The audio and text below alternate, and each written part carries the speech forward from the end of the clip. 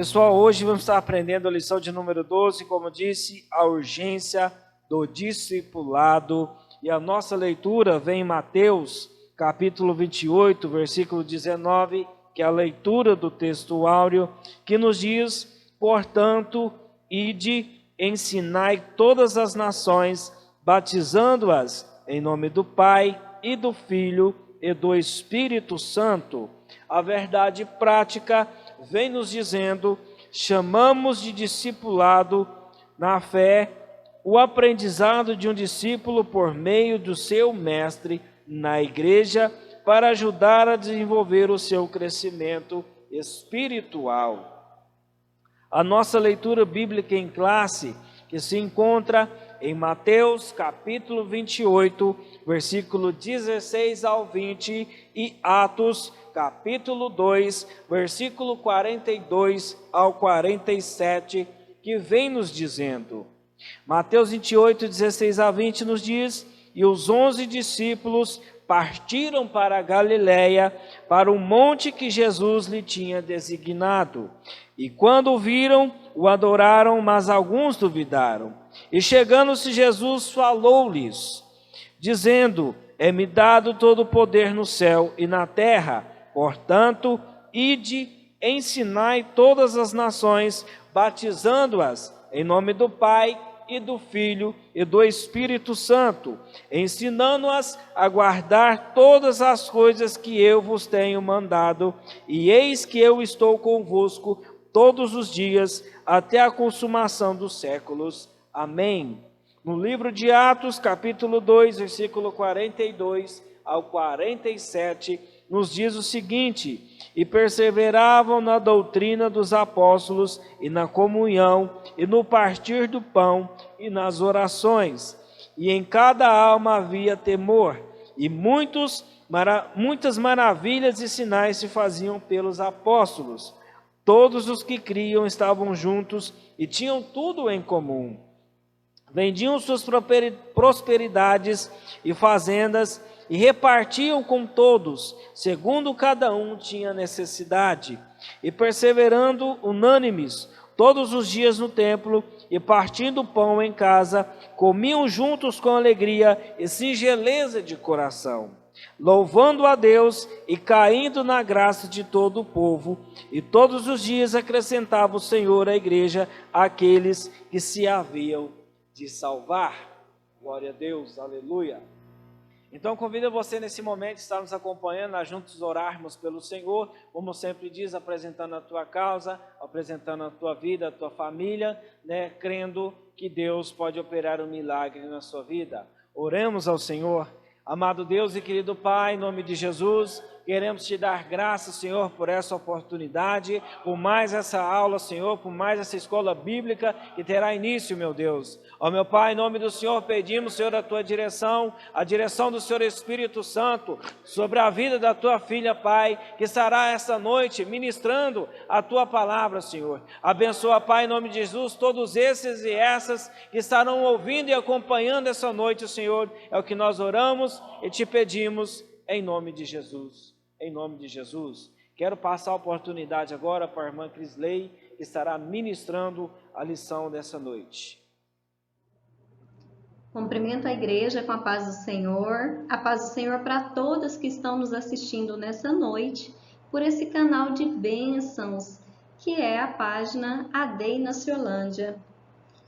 Deus tem nos dado, esse recurso para abençoar as nossas vidas nesse tempo de pandemia.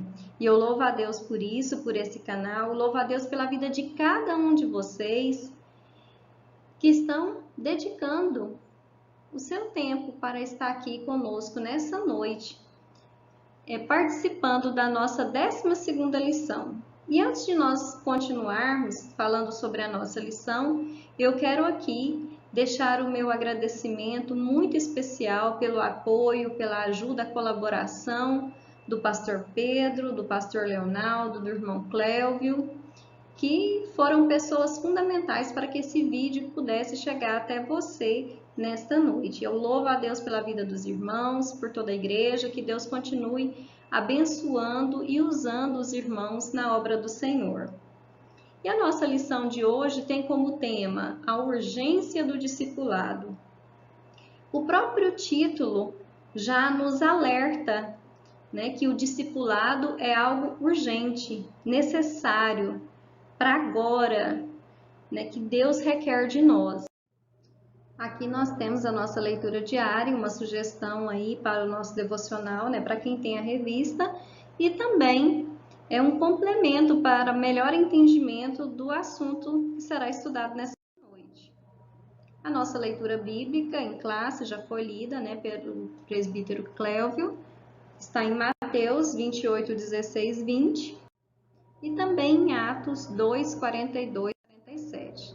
O nosso texto áureo: portanto, ide e ensinai todas as nações, batizando-as em nome do Pai, do Filho e do Espírito Santo. Mateus 28, 19. A verdade prática, né, também já foi lida, que nos fala que o discipulado é para nos ajudar no nosso desenvolvimento espiritual. E aqui nós temos a revisão da lição 11, compromissados com a evangelização. Eu sempre gosto, né, de estar trazendo a revisão, porque uma lição complementa a outra e é importante, né, nós retomarmos o último conhecimento estudado.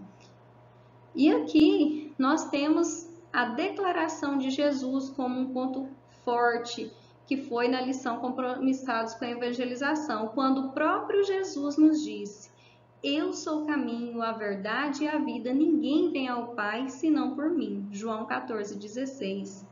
Porque não existe salvação sem Jesus.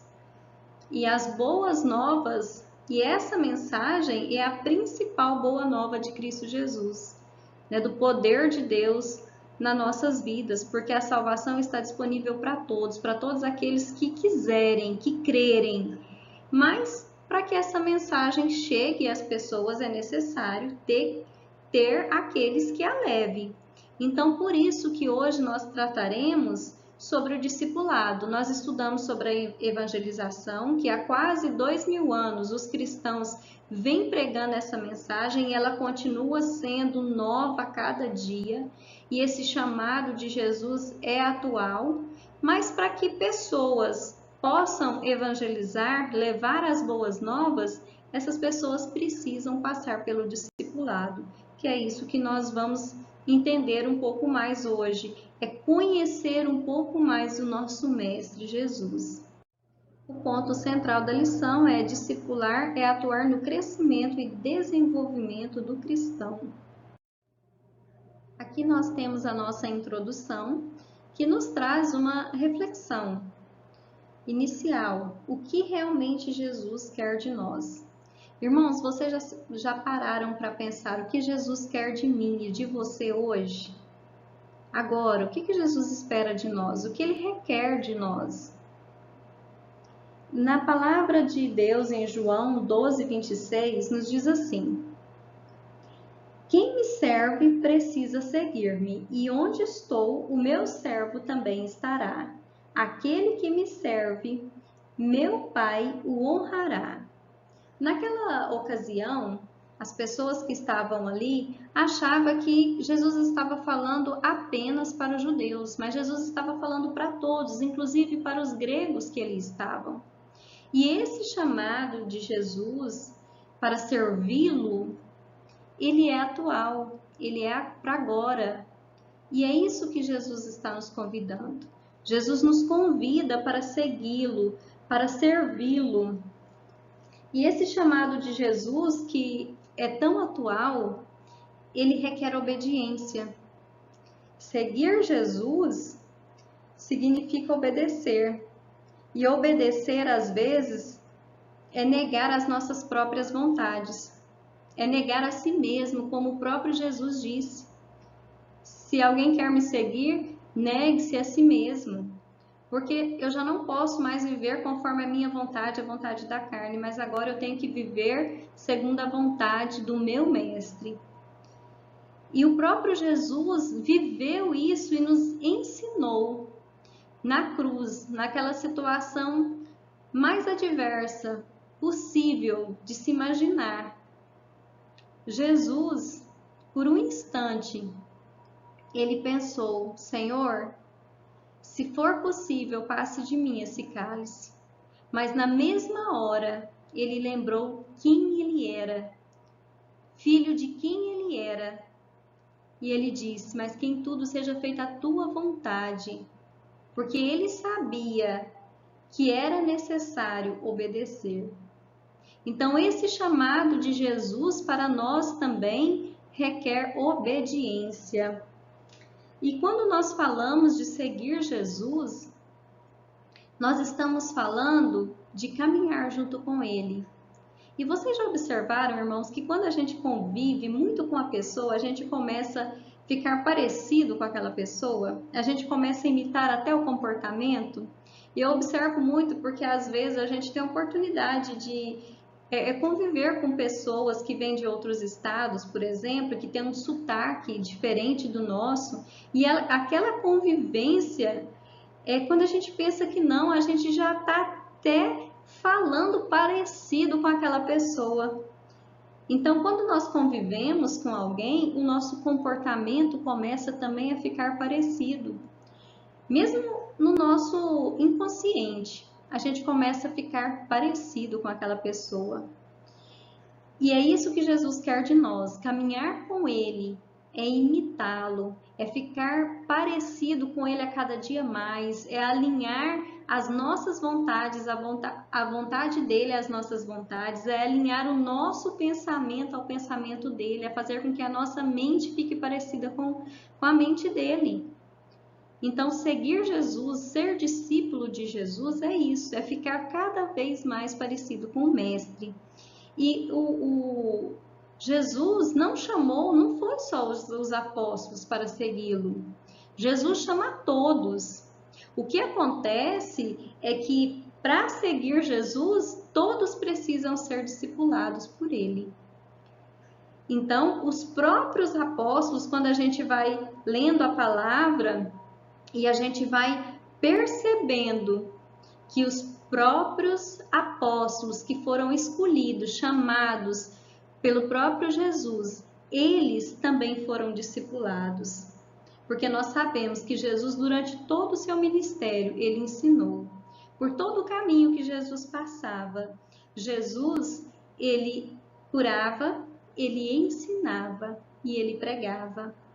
Então, todos os apóstolos foram discipulados e nós também precisamos ser discipulados.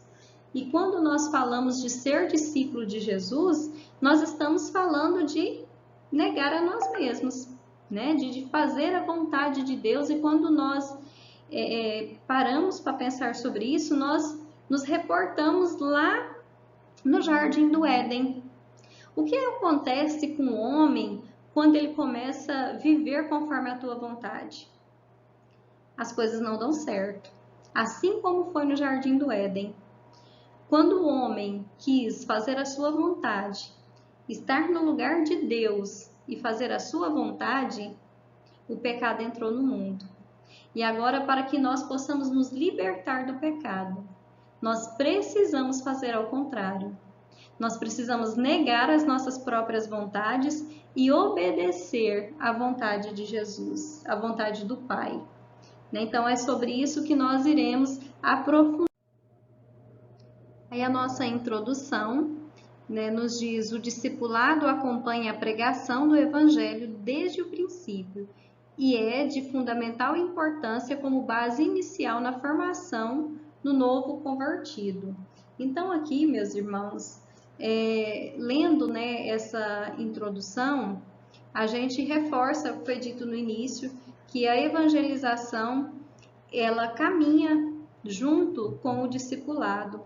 E nós sabemos que quando a pessoa ouve o evangelho, as boas novas, e ela se converte, dali em diante começa o processo do discipulado. Então, todo novo convertido ele precisa ser discipulado. E lendo essa lição, eu me recordei de quando eu cheguei na igreja, quando eu comecei a minha caminhada com Jesus, e como eu era discipulada. Hoje, olhando, lembrando, estudando essa lição e lembrando do começo, eu percebo que em vários momentos eu era discipulada pelas próprias irmãs, às vezes no final de culto, numa conversa, né? Às vezes ia pedir um aconselhamento ali por várias ocasiões. As irmãs me esclareciam alguma dúvida que eu tinha, me fazia ter entendimento de coisas que às vezes eu ouvia, mas não entendia sobre a palavra de Deus. Então eu estava sendo discipulada. E o que eu quero dizer com isso? É que todos nós passamos pelo processo do discipulado. E às vezes a gente fica pensando, mas né, depende para mim discipular alguém, eu dependo de ter um cargo na igreja. Não, não é sobre isso, irmãos. Discipulado a gente ser discipulador de alguém é ensinar o que nós já sabemos sobre a palavra de Deus. Então, todos nós podemos discipular e nós vivemos um discipulado constante, porque nós estamos aprendendo todos os dias, né? Nós estamos sendo discipulados através da palavra, através da escola bíblica dominical, através dos cultos de ensino. Então, nós estamos em constante processo de discipulado, né? Nós somos discípulos de Jesus, então nós estamos aprendendo constantemente, mas o que eu quero ressaltar aqui é que todos nós podemos ser um discipulador, porque quando nós recebemos um novo convertido dentro da igreja, é necessário que a gente acolha essa pessoa e comece a mostrar para ela, a ensinar para ela mais sobre esse Jesus que ela acabou de receber, né? Então é desse processo que eu estou falando e o quanto é importante, irmãos, e principalmente as irmãs, né, do círculo de oração, quando nós temos esses momentos, esses encontros, como que às vezes uma palavra, um conselho nos ajuda e nos discipula, né? Às vezes a irmã que está ali falando nem tem consciência disso, mas eu estou falando porque eu vivi, né? Hoje eu entendo que naquele momento eu estava sendo discipulada por várias ocasiões, inclusive aconteceu, né? Principalmente ali no núcleo do círculo de oração com as irmãs. Aqui nós temos o tópico 1, o que é o discipulado, né? O termo discipulado vem de discípulo e significa aprendiz, aluno, seguidor. E todos esses termos se encaixam perfeitamente, né, no termo religioso usado na Bíblia como discípulo, porque todos esses termos encaixam aí dentro do que nós estamos falando sobre ser discípulo de Jesus.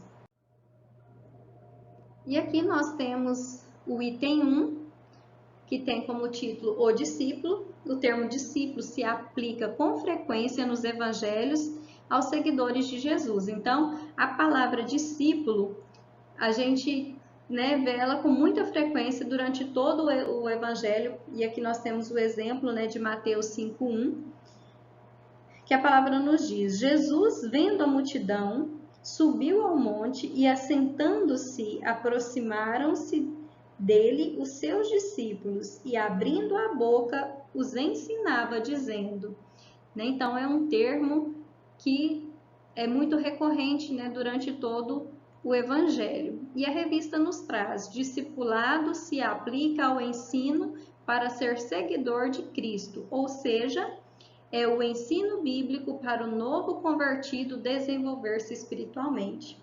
E aí eu quero fazer um acréscimo, porque a lição nos traz, né, que o discipulado ele ajuda no desenvolvimento espiritual. Irmãos, mas eu amo muito a palavra de Deus. E eu digo, afirmo que a palavra de Deus nos ajuda não só no nosso desenvolvimento espiritual, mas nos ajuda no nosso desenvolvimento intelectual, emocional e social. Irmãos, como a palavra de Deus é perfeita, é linda, porque ela vem de Deus, né? E Deus é perfeito em sua essência, tudo que vem dele é perfeito, tudo que é dele, né, é perfeito, e toda honra e toda glória seja dada ao Pai. E assim, eu gosto muito de ler sobre inteligência emocional. E quanto mais eu leio o que a ciência fala, mais eu tenho certeza que a ciência só está reproduzindo o que Deus já nos ensinou na palavra, né? Quantas vezes a palavra de Deus nos ensina a lidar com as nossas emoções, com os nossos sentimentos. Quantas vezes a palavra de Deus nos ensina a nos desenvolver socialmente também? A palavra de Deus nos ensina a nos relacionar com o próximo. A palavra de Deus é perfeita, né? Então, esse discipulado, essa busca de aprender a palavra de Deus, de aprender a imitar o comportamento de Jesus, ela nos aperfeiçoa cada dia mais, porque não é só um desenvolvimento espiritual, mas é um desenvolvimento integral de nós enquanto seres humanos. Aí no item 2, nós temos a grande comissão, que está na nossa leitura em classe, né? Mateus 28, 18 a 20. E nos diz assim: E chegando-se Jesus, falou-lhes dizendo: É-me dado todo o poder no céu e na terra. Portanto, ide, ensinai todas as nações, batizando-as em nome do Pai, do Filho e do Espírito Santo, ensinando-as a guardar todas as coisas que eu vos tenho mandado. E eis que estou convosco todos os dias até a consumação dos séculos. Irmãos, aqui eu vou destacar primeiro essa ordenança de Jesus. Observe que é uma ordem aqui, uma ordem expressa de Jesus. Portanto, ide, ensinai todas as nações. E aqui eu quero destacar a palavra ensinar, o verbo ensinar. Porque Jesus, durante todo o seu ministério, como eu já disse, Jesus ensinou. E Jesus não só ensinou, mas Jesus, ele pregou, ele curou. Jesus ensinou porque o ensino nos traz entendimento de todas as coisas. É através do ensino da palavra de Deus, das boas novas, é que nós adquirimos o entendimento. Jesus pregou porque ele tinha esse compromisso com as boas novas, ele tinha o compromisso de anunciar as boas novas. Então, isso também ele ensinou aos seus discípulos. E Jesus também curou no seu ministério, porque Jesus curou para autenticar o poder de Deus, para que todas as pessoas vissem que ele era o Messias e que crescem que ele é o Messias e que ele era o Messias, né? Naquela ocasião que ele curava, era para que fosse ali diante dos olhos de todos que estavam presentes, ver o poder de Deus através do seu Filho Jesus, né? Então, essas foram as três principais atividades do ministério de Jesus. Ele ensinou, ele pregou e ele curou. Mas aqui nós vamos nos ater nos verbos, né, que essa palavra nos traz, que é sobre o ensino. Irmãos, o ensino, ele é fundamental porque ele nos dá entendimento, e é esse entendimento que vai nos transformando, que vai transformando a nossa mente, que vai transformando o nosso comportamento, as nossas atitudes. E é essa transformação através do ensino que nos torna cada vez mais parecidos com Jesus.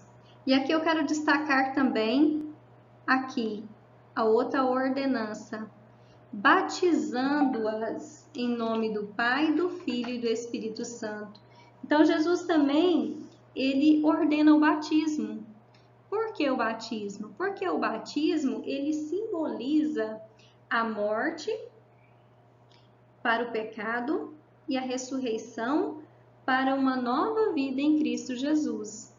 Então, o batismo, ele tem essa simbologia, né, de tornar público para que as pessoas saibam que agora, né, você está nascendo, você está ressuscitando para uma nova vida em Cristo Jesus. Agora você é nova criatura em Cristo Jesus. E outro verbo aqui nós temos no versículo 20, ensinando-as a guardar todas as coisas que eu vos tenho mandado. Aqui, irmãos, quando Jesus né, diz que tem que ensinar a guardar todas as coisas que vos tenho mandado, e ele continua: e eis que eu estou convosco todos os dias até a consumação dos séculos. Aqui, quando Jesus disse isso,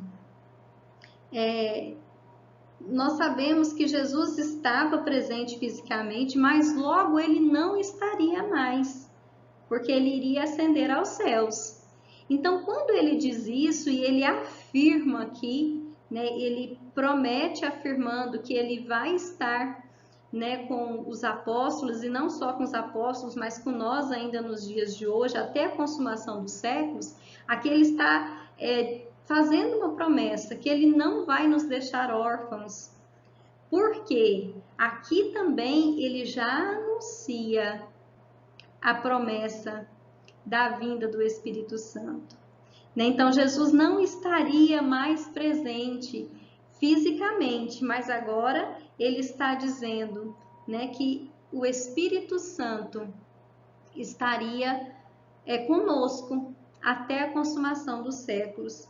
E eu acho interessante porque é nesse versículo aqui que Jesus ele revela a fonte de toda a ousadia dos discípulos, de toda a coragem dos discípulos, de todo o revestimento de poder que os discípulos estavam recebendo, né? Porque naquele momento, Jesus presente, mas quando Jesus não mais estivesse, eles não estariam órfãos, porque o Espírito Santo estaria com eles e como está conosco. E é o Espírito Santo que nos reveste de poder, de ousadia, de coragem para anunciar as boas novas. Então aqui eu vejo assim, uma chave belíssima, porque aqui Jesus, nas entrelinhas, Jesus já está adiantando, né, que viria o Consolador, o Espírito Santo, aquele que iria nos fazer lembrar de todas as coisas que ele estava ensinando e que ele tem nos ensinado. Então, quem nos faz lembrar, guardar todas as coisas que nós aprendemos de Cristo Jesus é o Espírito Santo, né? Então, eu destaquei esses 3 verbos aí, que é, assim, essencial para o nosso entendimento, né, dessa grande comissão, porque, na verdade, a grande comissão, ela é o nome dado, né, por Jesus para a evangelização das nações. E essa grande comissão, ela é atual, irmãos. Essa grande comissão não foi delegada não só para os discípulos, para os apóstolos, aliás, né? Não só para os apóstolos, mas para nós também, nos dias de hoje. Aqui nós continuamos com o item 2, né, que a lição nos traz aí as traduções, né, que algumas bíblias façam discípulos de todas as nações, ou também outras traduções, façam discípulos de todas as nações, aliás, façam discípulos de todas as nações, e também ensinai todas as nações, né? Então, ensino vem aí do verbo matateu, né? E significa aí neste contexto, quer dizer, façam discípulos de todas as nações. O discipulado não é uma opção, é mandamento divino para edificação e crescimento espiritual de cada cristão. Então, aqui a lição nos deixa claro que o discipulado não é uma escolha, não é opção, é um mandamento, é uma ordenança. Aqui nós continuamos, né, com a grande comissão. Além do discipulado, ele também ordenou que esses novos discípulos guardem o que aprenderam, ensinando-as a guardar todas as coisas que eu vos tenho mandado. Mateus 28:20, conforme nós acabamos, né, de comentar no slide anterior. Aqui nós vamos para o item 3, a educação cristã. A doutrina dos apóstolos Atos 2:42 está dentro do corpo doutrinário que Jesus ensinou aos seus discípulos durante o seu ministério terreno.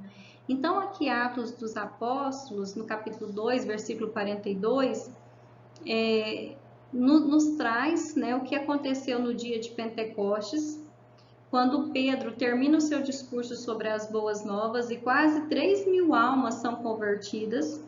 E aí os discípulos, depois, né, daquele momento, eles começam a discipular os novos convertidos. Assim como Jesus fez com eles, apóstolos, agora os apóstolos também, né, vivendo essa doutrina, né, chamada doutrina dos apóstolos, porque foi assim que Jesus os ensinou, começa a ensinar esses novos convertidos na comunhão, na oração, e assim como, né, Jesus fez durante o seu ministério com eles, para que eles pudessem crescer na fé. E que depois o Espírito Santo se encarregou de orientá-los, conforme João 14:26. Então, aí nós temos, né, a palavra que nos diz o seguinte: mas aquele Consolador, o Espírito Santo, que o Pai enviará em meu nome, vos ensinará todas as coisas e vos fará lembrar de tudo quanto vos tenho dito. Né? Então, aqui reforça o que, né, nós lemos em Mateus 28:20, né, quando Jesus manda-os guardar, porque eles teriam o Espírito Santo, que os ajudaria a guardar todas as coisas que Jesus havia ensinado. E agora o mesmo eles fazem, né, com os novos convertidos. E é isso que Jesus requer que nós continuamos a fazer, essa educação cristã, esse processo. Né? Os discípulos, eles não estão mais presentes fisicamente, mas eles continuam nos ensinando a fazer isso através da palavra de Deus. Né? Atos dos Apóstolos nos traz muito isso, como que a igreja se formou, né? Essa formação inicial da igreja primitiva em Jerusalém, e como isso foi se espalhando por todo o mundo. Né? Como que era o comportamento, a doutrina desses apóstolos, essa dedicação ao ensino das boas novas, né, da palavra de Deus.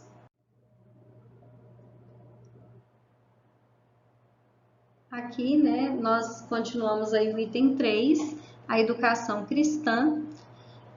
Discipulado é o caminho para afirmar o caráter cristão, porque nós sabemos, né, que sem o discipulado nós podemos nos perder. Quando nós vemos aí pelo caminho, né, que começou, se converteu, começou a caminhada e de repente desistiu, né? Então, esse discipulado, ele é um compromisso da igreja.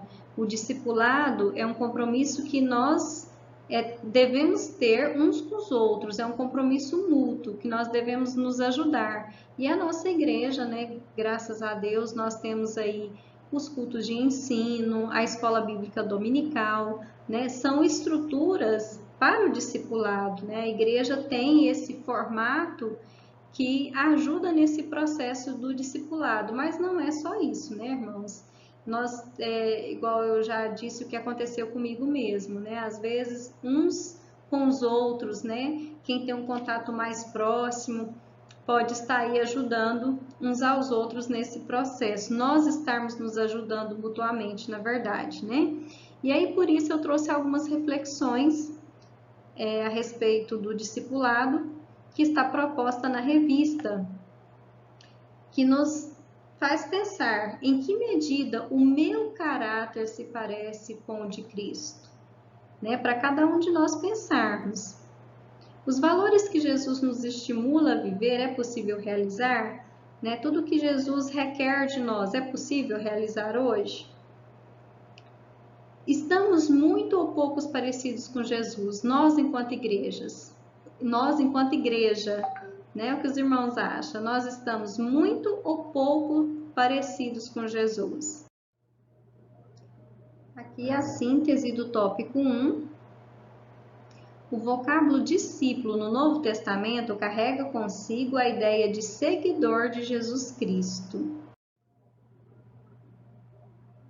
Aqui nós temos o tópico 2, o tripé do discipulado, palavra, comunhão e serviço. Então, essa trilogia do discipulado, ela foi fundamental, né, para a formação da igreja primitiva em Jerusalém, mas não só naquela ocasião, como continua sendo fundamental para nós. No nosso processo de discipulado, palavra, comunhão e serviço são fundamentais.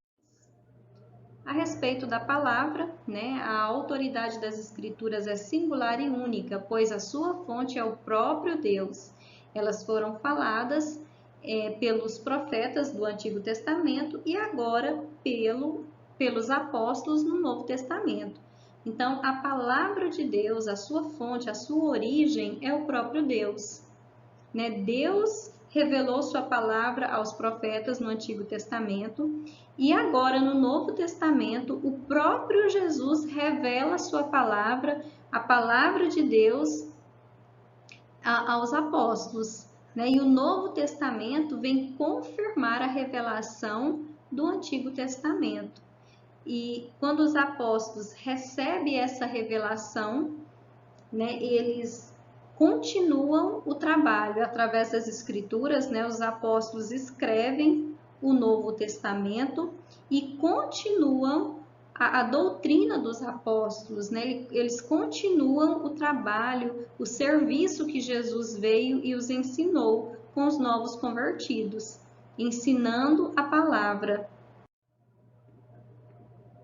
Os primeiros discípulos perseveraram na doutrina dos apóstolos, Atos 2:42a.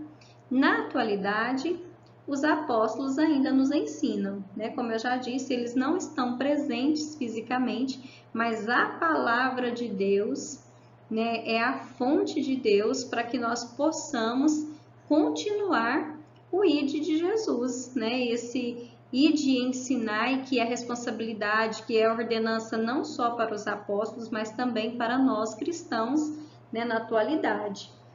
E aqui, irmãos, é importante destacar que esse ensino que está se referindo aqui não é o ensino da instituição igreja, porque hoje nós temos que ter muita cautela para não passar o que é entendimento do homem, o que é a vontade do homem, a doutrina do homem, e sim a palavra de Deus, porque o discipulado o fundamento, a fonte dele é a palavra de Deus, e não a doutrina do homem, as religiões, né, que o homem foi criando e muitas vezes, muitas coisas fugiram e ainda fogem, né, do que é a verdade da palavra de Deus, a vontade de Deus, a revelação de Deus. Então, esse ensino se baseava tanto nas Escrituras quanto na própria experiência dos apóstolos, os quais receberam a revelação diretamente de Jesus e depois de Pentecostes do Espírito Santo. Né? Então, como nós vimos lá no versículo 20 do capítulo 28 de Mateus, né, é o Espírito Santo que fez os apóstolos, né, guardar tudo que Jesus os ensinou e continuou revelando para que a palavra, né, pudesse aí ser revelada a nós através das Escrituras. A comunhão, Atos 2:42. A palavra grega koinoia, comunhão, significa compartilhar ou participar mutuamente de algum evento comum ou acordo.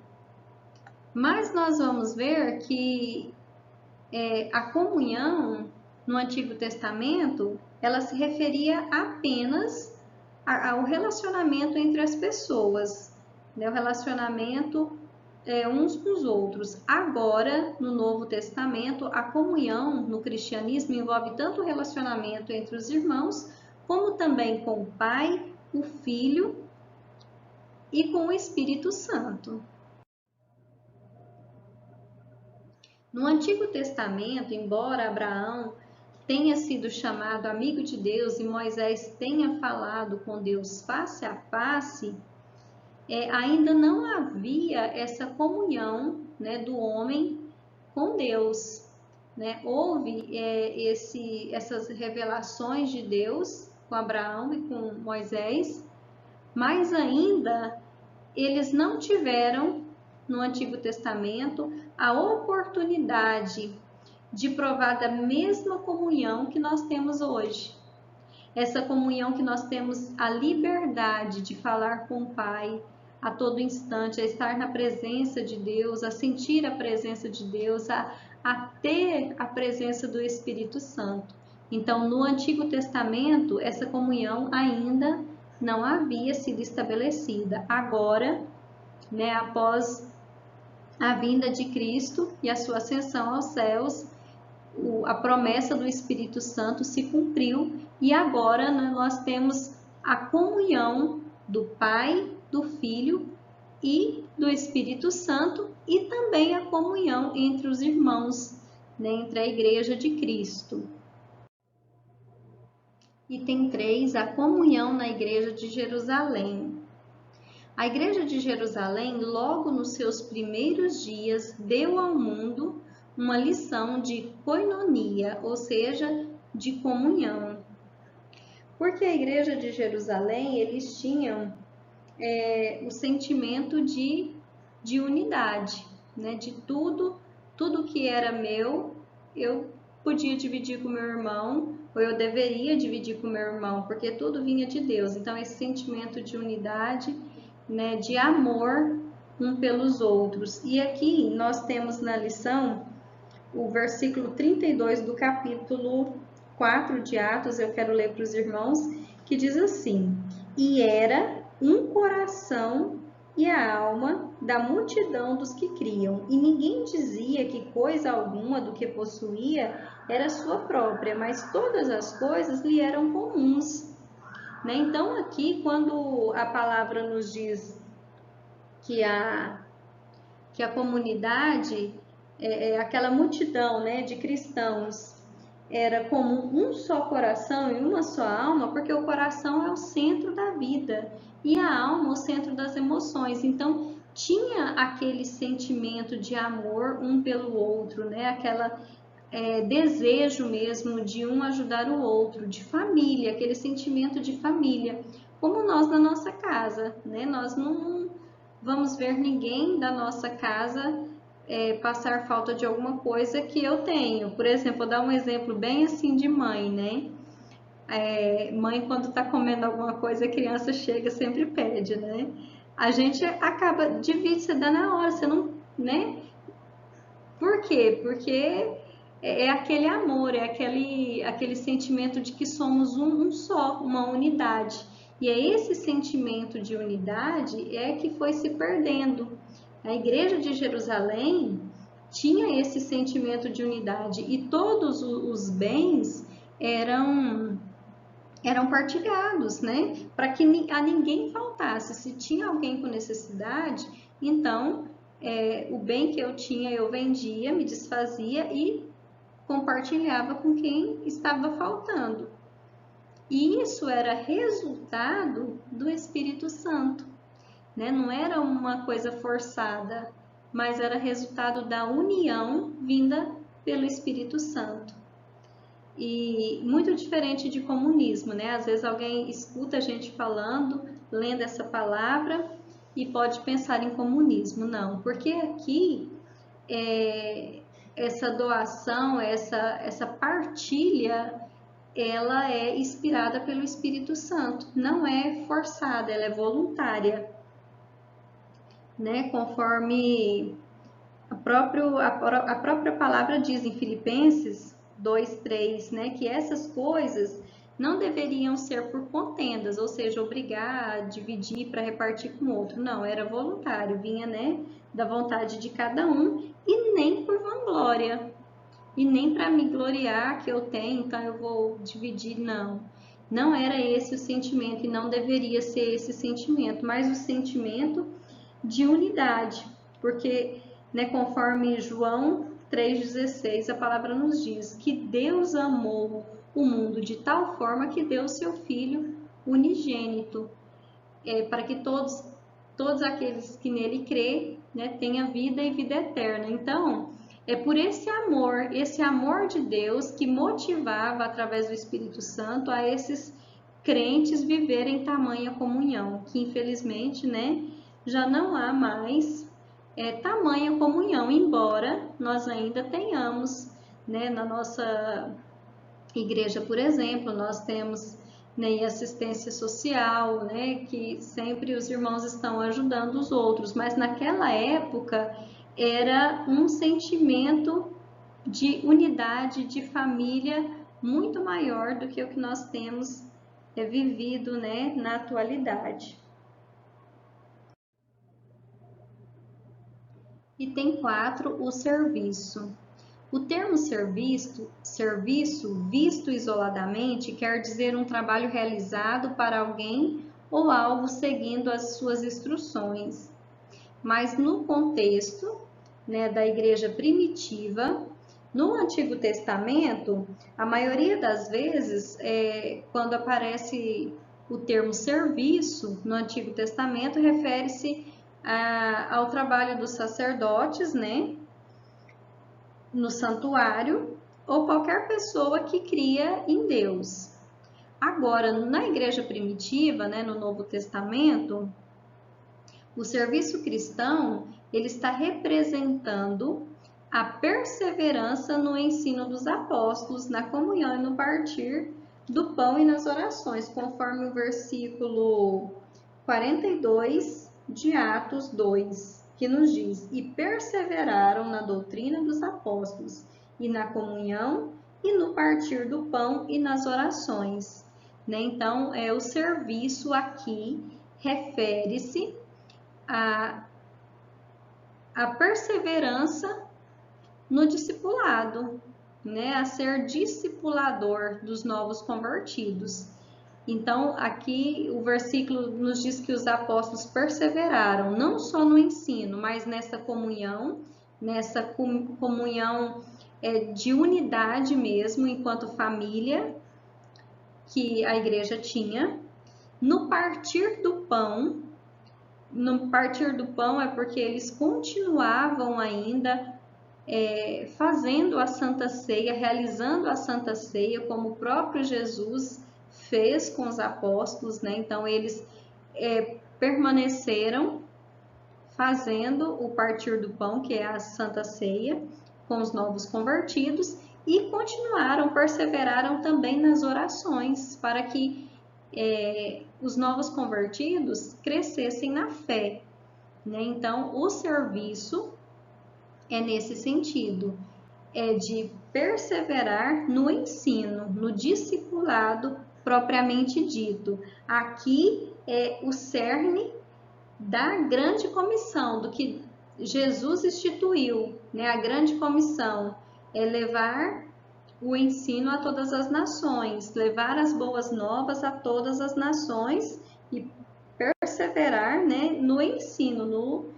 discipulado. Então, aqui está o cumprimento da grande comissão. A síntese do tópico 2. O tripé do discipulado bíblico é composto de palavra, comunhão e serviço. Tópico 3. O discipulado e o crescimento sadio da igreja. A igreja precisa do processo do discipulado para cumprir o propósito da grande comissão.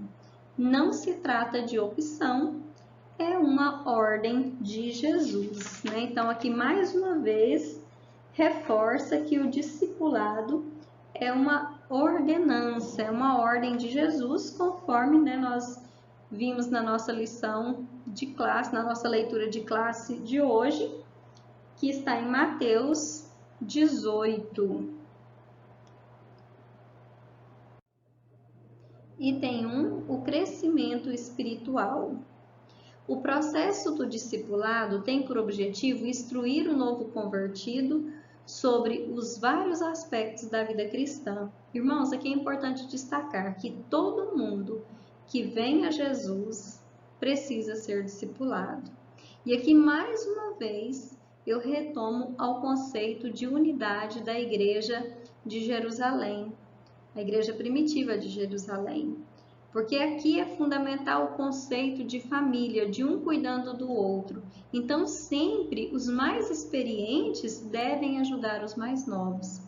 Né? A palavra de Deus nos diz em 2 Coríntios 5,17 que em Cristo Jesus somos novas criaturas.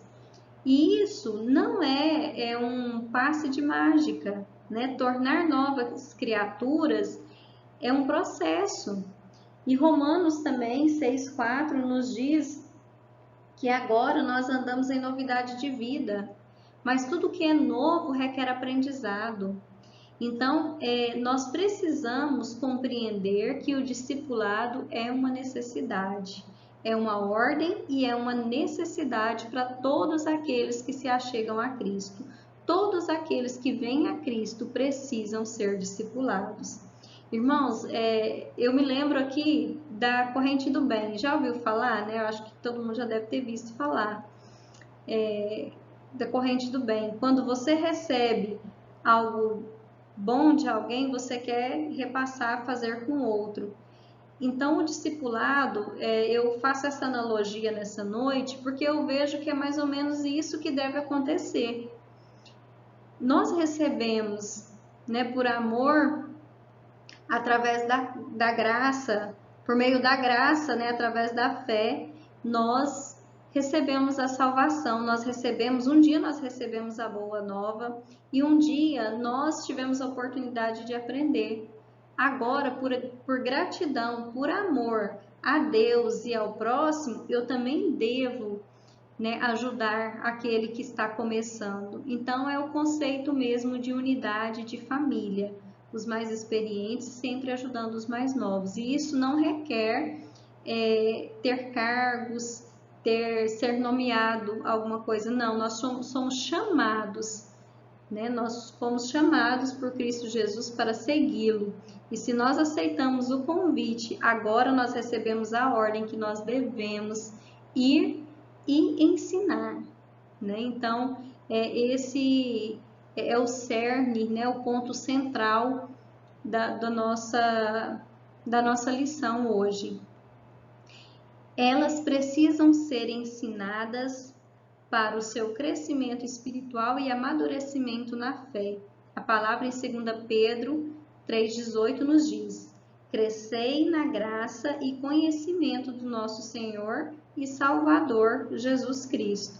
Então, crescer na graça significa aprender de Jesus, conhecer mais de Jesus, né? E isso que é crescer na graça, porque assim sendo, nós nos tornamos cada vez mais parecidos com o próprio Jesus. O crescimento numérico. O processo do discipulado proporciona à igreja, além do crescimento espiritual, o crescimento numérico, conforme Atos 9:31. Então, o livro de Atos, ele nos traz muito, né, como se deu todo esse processo de crescimento não só espiritual da igreja, mas também numérico. E nós precisamos aqui, irmãos, ressaltar que a igreja, enquanto corpo de Cristo, deve se preocupar muito com o crescimento numérico, porque Deus quer que todas as almas sejam alcançadas, né? Mas nós não podemos sobrepor isso ao crescimento espiritual. Então, é preciso cuidar de cada nova criatura, né? Como nós falamos, tornar nova criatura não é do dia para a noite.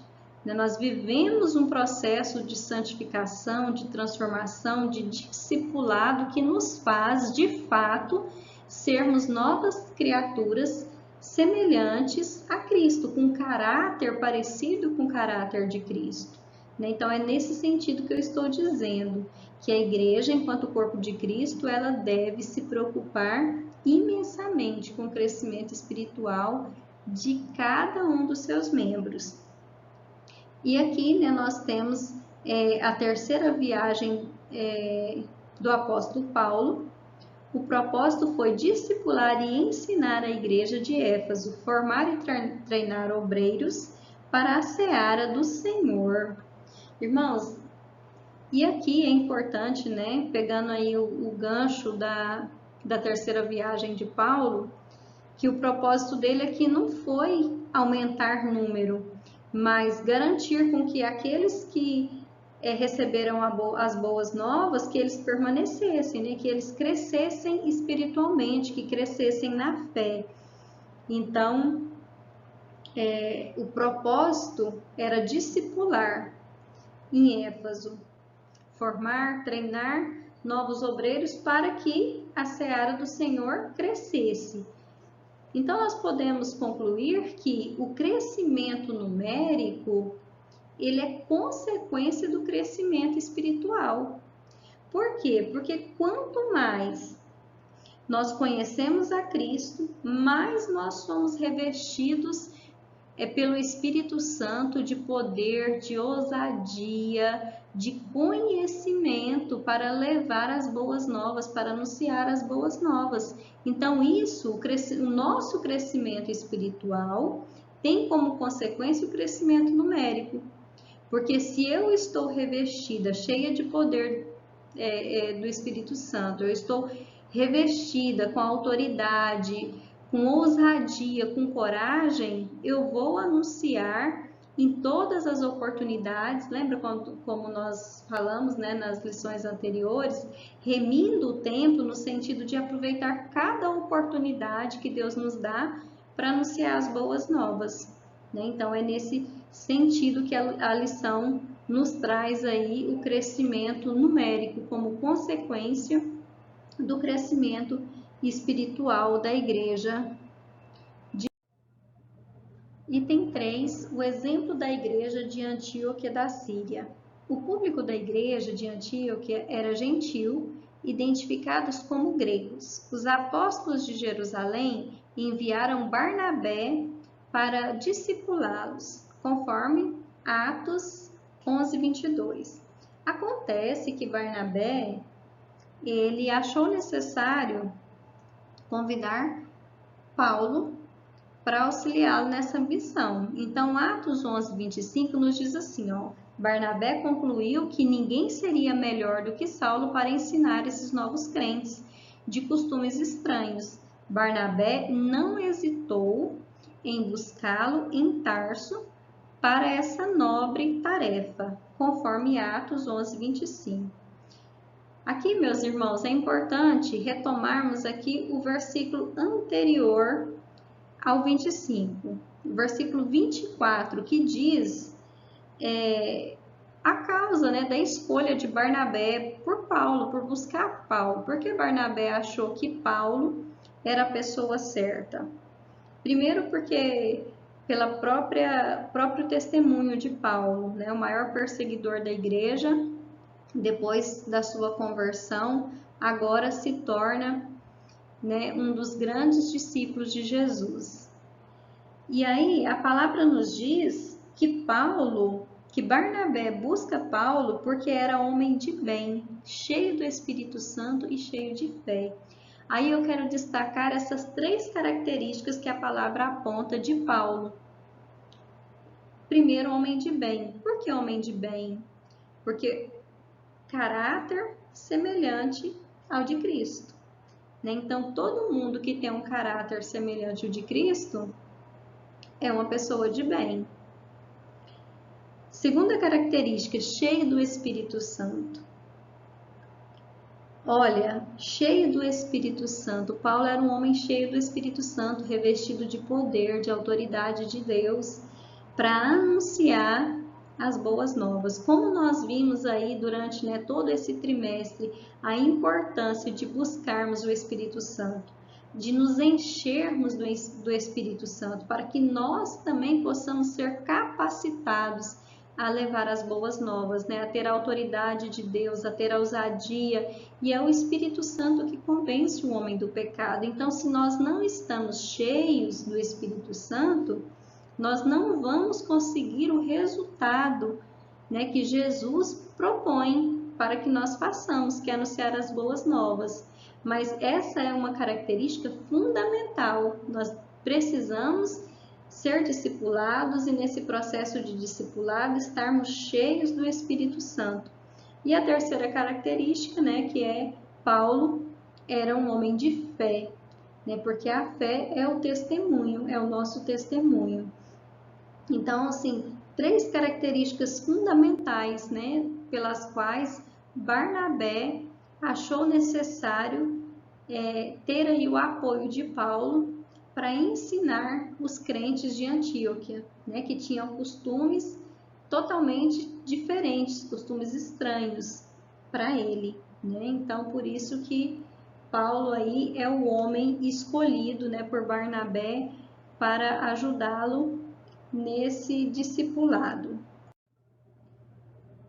Síntese do tópico 3. O verdadeiro discipulado contribui para o crescimento espiritual e numérico da igreja. Então, olha, retomando o que nós acabamos de ver, né, sobre Paulo, o verdadeiro discipulado. O verdadeiro discipulado nos torna pessoas de bem, cheias do Espírito Santo e de fé, né? Então, aí as características de Paulo, né, fecha a síntese do nosso tópico aí 3, que é o crescimento espiritual e numérico da igreja. Aqui na conclusão, eu quero compartilhar com os irmãos algo que está no subsídio, né, da nossa lição, que nos traz que a igreja, a partir do 4º século depois de Cristo, ela começou a entrar num declínio em relação ao verdadeiro evangelho, né? O verdadeiro evangelho, as boas novas de Cristo Jesus, elas foram se perdendo com o passar do tempo. E depois, só depois da Reforma Protestante, é que o evangelho começa a voltar para os trilhos, né? Onde o verdadeiro evangelho começa novamente a ser anunciado. Mas a lição também nos alerta que nós devemos ter a cautela, né? Ter o cuidado, zelar, investir na vida espiritual das pessoas para que a obra da treliça não sobreponha a obra da videira. O que é isso? A lição nos explica, o subsídio da lição nos explica que a obra da treliça é a igreja como instituição, né? A igreja como organização. E isso não pode sobrepor a obra da videira, né? Não, a gente tem que ter essa cautela de zelar pelo crescimento espiritual para que o corpo de Cristo não venha sofrer os prejuízos dessa importância que às vezes é dada demasiadamente à instituição igreja, né? Então, a lição nos alerta sobre isso, que o que deve sobrepor, é claro que a organização da igreja enquanto instituição, ela é fundamental, né? Eu sempre digo que, assim, eu admiro muito a Assembleia de Deus, a forma com que tudo é estruturado, é organizado dentro da igreja, inclusive, né, os cultos de ensino, é tudo muito bem estruturado, organizado. Isso é fundamental para o crescimento do corpo de Cristo, mas isso não pode sobrepor ao crescimento espiritual da igreja, né? Então, a importância maior que se deve dar é o crescimento, né, a obra da videira, para que o corpo de Cristo não venha sofrer prejuízos como sofreu, né, como a própria lição nos informa, depois do 4º século depois de Cristo, começou a entrar em declínio e o evangelho, né, começou a se perder. Então, a prioridade é anunciar o evangelho, e para anunciar o evangelho nós precisamos ser discipulados, e o discipulado requer cuidado, zelo espiritual com cada membro da igreja. E a nossa conclusão nos diz: Deus tem interesse no bem-estar social e espiritual do ser humano. Isso vale para a igreja e para a sociedade.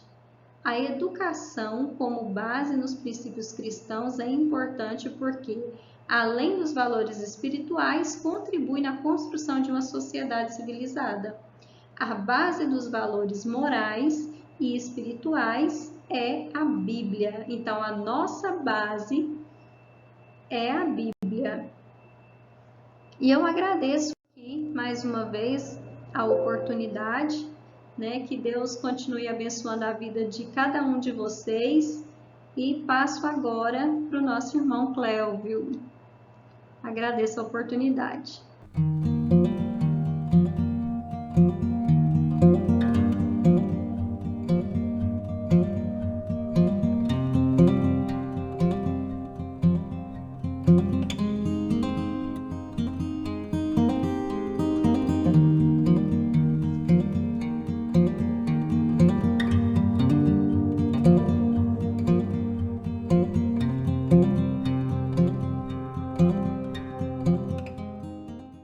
Bom, nós queremos agradecer aqui a todos os irmãos, irmãs, e amigos e amigas que estiveram nos acompanhando essa noite, aprendendo mais uma lição valiosa e importante. Agradecemos a Deus pela vida da irmã Crisley mais uma vez, em nome de Jesus. E eu te convido a nós estar orando aqui essa noite, agradecendo a Deus por essa oportunidade e que possamos, permitindo Deus, ter um final de semana abençoado, guardados pelo Senhor, unidos em Cristo Jesus, é o que nós desejamos, em nome do Senhor. Ora comigo essa noite.